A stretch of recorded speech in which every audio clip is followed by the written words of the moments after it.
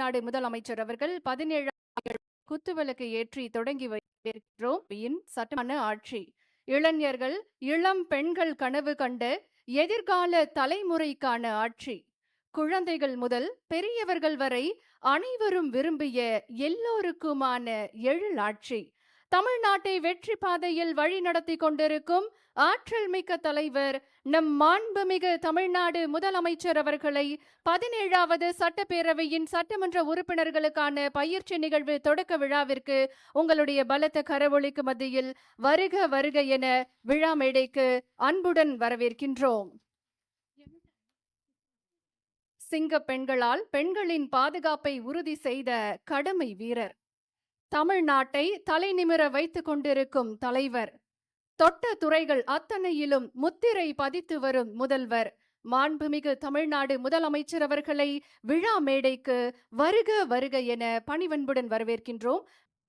மாண்புமிகு தமிழ்நாடு முதலமைச்சர் அவர்களே, மாண்புமிகு அமைச்சர் பெருமக்களே, மாண்புமிகு அவை முன்னவர் அவர்களே, மாண்புமிகு பேரவை துணைத் தலைவர் அவர்களே, மாண்புமிகு அரசு தலைமை கொறடா மற்றும் சட்டமன்ற கட்சி தலைவர்கள் உள்ளிட்ட மாண்புமிகு உறுப்பினர்களே, உங்கள் அனைவருக்கும் என்னுடைய நெஞ்சார்ந்த வணக்கத்தையும் அன்பு மிகுந்த வரவேற்பையும் நான் மகிழ்ச்சியுடன் முதற்கண் தெரிவித்துக் கொள்கிறேன்.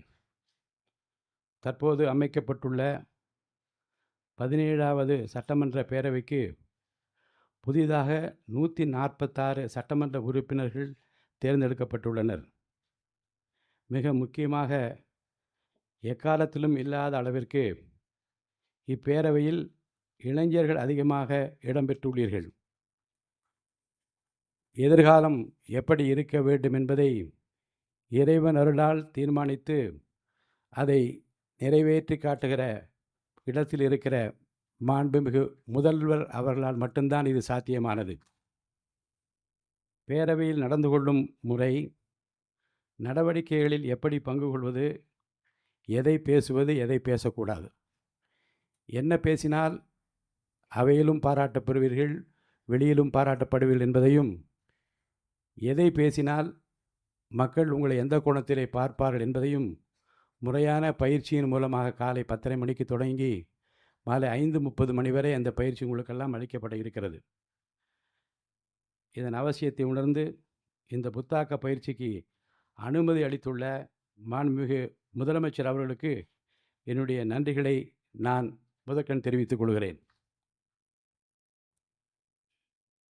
நான் செல்லுகிற இடமெல்லாம் வெல்லும் இழந்தான் என்பதை தேர்தல் களத்தில் நிரூபித்து காட்டினார் நம்முடைய முதலமைச்சர். வெல்வார் வீழ்த்துவார் இல்லாத ஒரு மாபெரும் சக்தியாக இன்றைக்கு தமிழ்நாட்டில் அவர் வளர்ந்து கொண்டிருக்கிறார்கள்.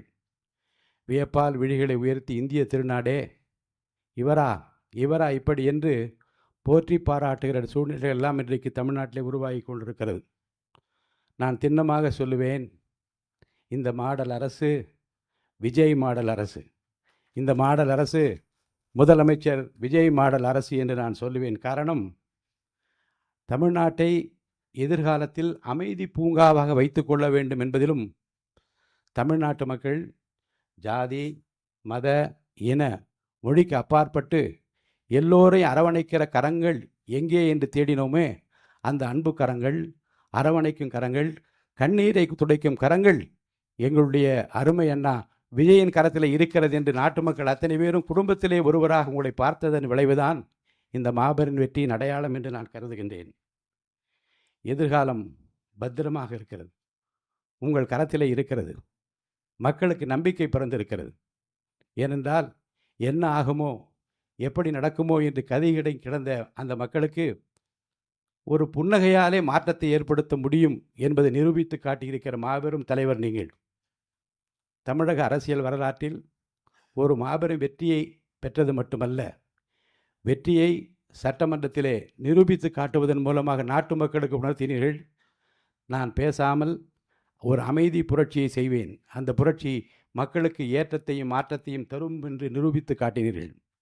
இன்றும் வியந்து போற்றி பாராட்டி கொண்டிருக்கிற பல திட்டங்களை இந்த தமிழகம் தந்திருக்கிறது. அந்த வரலாற்றை விரல் நுனியிலே வைத்திருக்கிறவர் நீங்கள். அதிகமாக பேச மாட்டீர்கள், ஆனால் செவிமடுத்து சொல்ல வந்தவர்கள் யார் என்பதையும் செய்ய வேண்டிய பணி என்பதையும் இறைவன் அருளால் உடனே செய்து முடிக்கிற ஆற்றல் உங்களிடம் மட்டும்தான் இருக்கிறது என்பதை தமிழ்நாட்டு மக்கள் இந்த 40 நாட்களிலே உணர்ந்திருப்பார்கள். இந்த அவையின் மாண்பினை போற்றி காப்பது அரசின் கடமை. எதிர்க்கட்சிகளுக்கு அந்த கடமை பெரிதாக இருக்கிறது. வரும் நாட்களில் சட்டப்பேரவையில் நீங்கள் எப்படி நடந்து கொள்ள வேண்டும், எதிர்க்கட்சியாக இருந்தாலும் சரி, ஆளுங்கட்சியாக, அனைவரையும் அழைத்திருக்கிறோம். எல்லோரும் வாருங்கள் என்று அழைப்பு விடுத்திருக்கிறோம். ஏற்கனவே இருந்தவர்களுக்கும் அது தேவை, புதிதாக வந்தவர்களுக்கும் அது தேவை. அந்த தேவை உணர்ந்துதான் 2 நாட்களும் இந்த சிறப்பு பயிற்சி முகாமை மாண்புமிகு முதல்வர் தன்னுடைய திருக்கரத்தாலே குத்துவிளக்கு ஏற்றி துவக்கி வைத்திருக்கிறார்கள்.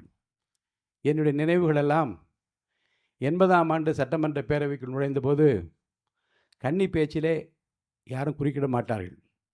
நம்முடைய மாண்பு உறுப்பினர்கள் முதலில் எழுந்து பேசுகிற போது அது முதல் கழகத்தின் அடித்தளமே அண்ணாதானே, அண்ணா சிலை வைக்கக்கூடாது என்று ஒருவர் பேசுவதா என்று சபையிலே சலசலப்பு ஏற்பட்டாலும் கன்னி பேச்சு என்ற காரணத்தில் யாரும் குறுக்கிடவில்லை. மாலையிலே புரட்சி தலைவர் சொல்லி சொல்லுகிறார்கள். அவர் சொன்னார், அண்ணா சிலையை வையுங்கள், தொழிற்சாலைகள் ஏற்படுத்துங்கள் என்று சொல்லியிருக்கலாம். ஆனாலும் கூட அவர் சொல்வதில் எவ்வளவு பெரிய நியாயம் இருக்கிறது என்பதை பாருங்கள். எதிர்காலத்தில் நம்முடைய இளைஞர்கள், நம்மவர்கள் தொழில் தொடங்க வேண்டும், அனைவருக்கும் வேலை கிடைக்க வேண்டும் என்கின்ற அந்த கோணத்தில் அவர் பேசியதாக எடுத்துக்கொள்ளலாம் என்று அவர் சொன்னார். இதை நான் சொல்வதற்கு காரணம், புதிய கோணத்திலே உங்கள் உள்ளத்தில் என்ன தோன்றுகிறதோ தயங்காமல் சொல்லுங்கள். ஏனென்றால் நாட்டு மக்கள் நம்மிடமிருந்து நிறைய எதிர்பார்க்கிறார்கள். வாக்களித்த பெருமக்கள் கொஞ்சத்தில் இல்லை, கிள்ளி கொடுங்கள் என்று நாம் கேட்டால் அள்ளி கொடுத்து விட்டார்கள். அவருக்காக அள்ளி கொடுத்திருக்க அந்த வாக்கினுடைய மதிப்பு என்ன என்றால், நீங்கள் என்ன செய்ய எனக்காக என்ன செய்ய போகின்ற நாடை எதிர்பார்த்து கொண்டிருக்கிறது. இந்த அவையின் மூலமாக நீங்கள் ஒலிக்கிற குரல் தான் இந்த அரசுக்கும் தமிழ்நாட்டு மக்களுக்கும் பெருமை சேர்க்கிற ஒரு குரலாக இருக்கும்.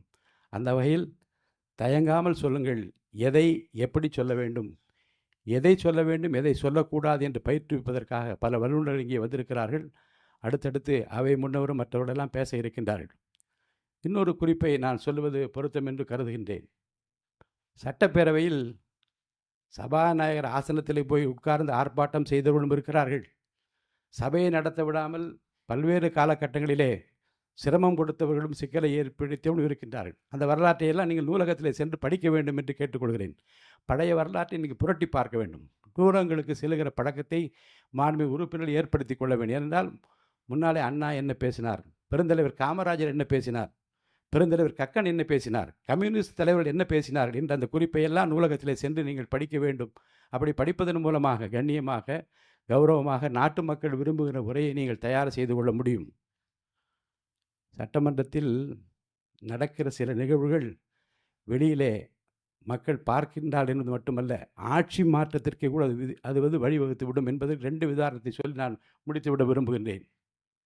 உங்களுக்கெல்லாம் நினைவிருக்கும், 72ஆம் ஆண்டு அனைத்து இந்திய அண்ணா திராவிட முன்னேற்ற கழகம் துவங்கப்பட்ட போது புரட்சித் தலைவர் எம்ஜிஆருக்கு எதிராக சட்டமன்றத்தில் என்ன நடந்தது என்பதையும், அந்த வரலாற்று சிறப்புமிக்க நினைவிலே கொள்ளத்தக்க விரும்பத்தகாத அந்த நிகழ்வுகளிலே புரட்சித் தலைவர் எம்ஜிஆரை பற்றி மக்கள் மத்தியிலே அந்த கொண்டிருந்த அந்த அபிப்பிராயம், அந்த ஒப்பீனியன் எப்படியெல்லாம் மாற்றப்பட்டு இவர்தான் வர வேண்டும் என்று முடிவெடுப்பதற்கு சட்டசபை சம்பவங்களே காரணமாக அமைந்தது என்பதை நாட்டு மக்கள் அறிவார்கள்.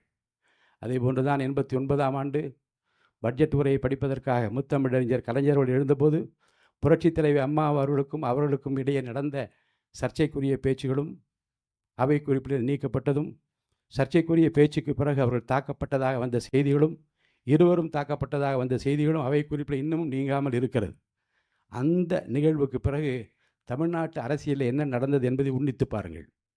ஒரு நிகழ்வு, ஒரு சம்பவம் ஒரு மிகப்பெரிய மாற்றத்தை ஒரு கட்சிக்கு எதிராக திருப்பியதையும், ஒரு கட்சி ஆட்சிக்கு வருவதற்கு துணை புரிந்ததையும் அந்த சட்டமன்ற ஒரு நிகழ்ச்சி தான் ஏற்படுத்தியது என்பதை நான் நினைவில் வைத்திருக்கிறேன்.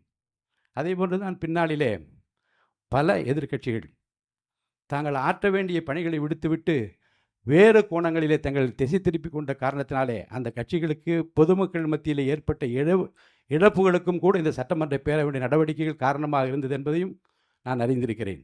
உங்களை பொறுத்த வரைக்கும் சார்ந்திருப்பது அனைத்து கட்சிகளை சேர்ந்தவர்கள் அழைத்திருக்கிறோம், எல்லோரும் வந்திருப்பீர்கள் என்று நான் நம்புகின்றேன். உங்கள் கட்சியினுடைய கொள்கை கோட்பாடு நிலைநிறுத்தப்பட வேண்டும் என்றால், அரசு கொண்டிருக்கிற கொள்கைகள் திட்டங்கள் நிறைவேற வேண்டும் என்றால், சபையினுடைய கண்ணியத்தையும் கௌரவத்தையும் காப்பாற்ற வேண்டிய மிகப்பெரிய பொறுப்பும் கடமையும் உங்களுக்குத்தான் இருக்கிறது. உங்களைத்தான் இந்த நாடு எதிர்பார்க்கிறது. இந்த நாடு நிறைவேற்றுகிற இந்த அவை நிறைவேற்றுகிற சட்டங்கள் தான் எதிர்காலத்தை தீர்மானிக்கப் போகிறது. நம்மை பொறுத்த வரைக்கும் நாம் நம்முடைய முதல்வர் கையிலே பத்திரமாக இருக்கிறோம். நம்மை பொறுத்த வரைக்கும் நம்மை, இந்த அவையை, நாட்டை அவர்கள் கையிலே இறைவன் ஒப்படைத்திருக்கிறார். நாம் பத்திரமாக இருக்கின்றோம். அமைதி பூங்காவாக தமிழ்நாட்டை பார்த்து கொள்கிற பொறுப்பில் அவர் இருக்கிறார். அவர் எப்போதும் சொல்லுவார், கான்ஃபிடண்ட்டாக இருங்கள் என்று சொல்வார்கள். நாம் கான்ஃபிடண்ட்டாக இருக்கிறோம் என்றால் அதற்கு காரணம் அவர் தந்திருக்கிற அந்த புன்னையோடு சொல்லியிருக்கிற வார்த்தைகள் தான் என்று சொல்லி அவரை நான் வருக வருக வருக என்று வரவேற்கின்றேன். வழிகாட்டுங்கள்.